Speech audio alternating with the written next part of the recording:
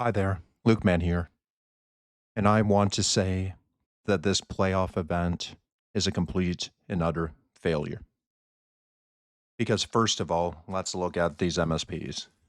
Most of them are completely useless in terms of what you would expect. Because after having team of the season for 3 weeks and all the other things, such as fantasy, 94s either don't make your team or are on the fringes of the teams. So you would think that they would make 95s be required as the MSPs rather than 94s. And then don't get me started with how power up icons are completely useless compared to the MSP versions, such as with Joe McGinley there.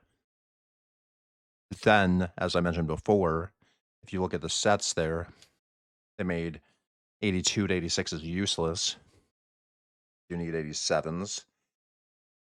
Then 88 to 90s are worthless. It's completely disgusting.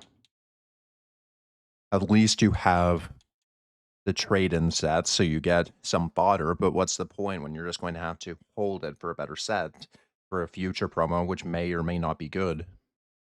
Because the way I see it is you're just holding out for a future fantasy when you may or may not be actually playing the game.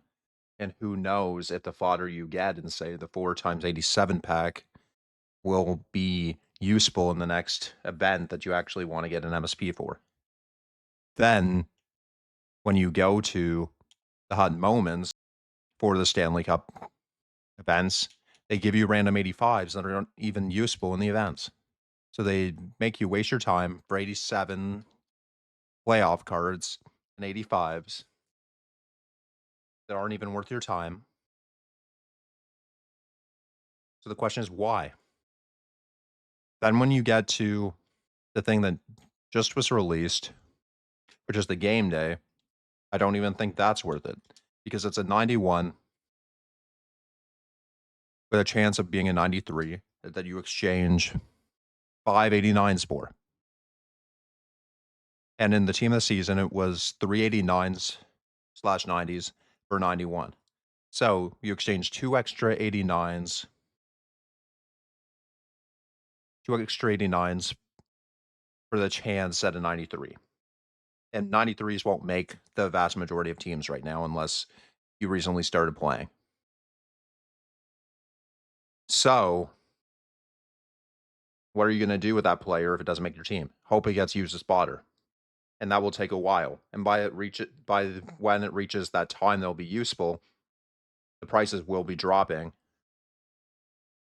And that probably isn't the most cost efficient way to do it because you have to look at sunk cost fallacy and you have to look at opportunity cost. And at that point in time, it's not worth it because right now, yes, it isn't that bad compared to the 91 cost. It's about 10K more than what a 91 would cost right now. But what would it cost at that point in time? I honestly don't think it's worth it, even if you reasonably can predict who would win. And then you get to the thing they just released in the store, which is the wild card. I hate this thing. I hate when they have these untradeable packs and these packs that are only untradeable in the store, have them behind a cash grab here, and saying, "Oh, we already have these 94 team of the season, such as the McDavid, such as the McCarr, and oh, here's a 94 Chara that everyone wants a Chara card." And the only way to get them easily without gambling or without randomly getting them in a normal pack is to do this with a 20% chance at a 94, and they're untradeable. That sort of thing is very annoying.